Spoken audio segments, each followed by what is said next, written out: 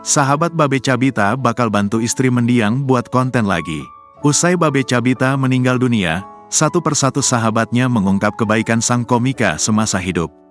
Salah satu sahabat Babe Cabita yakni Rizky, yang kerap muncul di dalam konten sang komika. Tak ingin melupakan jasa Babe Cabita, Rizky mengaku akan membantu istri sahabatnya, Fatih, untuk kembali membuat konten. Ya, kalau dari sahabat terutama saya sendiri pengen banget bantu istrinya untuk bikin konten lagi.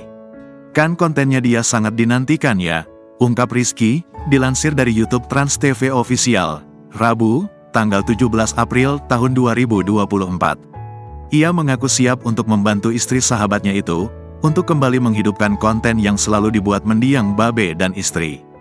Dia sempat bilang jangan berhenti ngonten, semangat ngontennya. Terakhir lihat sebelum dia meninggal di rumah sakit, tapi karena dia tidur jadi nggak ketemu, paparnya lagi. Ketulusan dan kebaikan Babe Cabita semasa hidup sangat membekas di benak Rizky.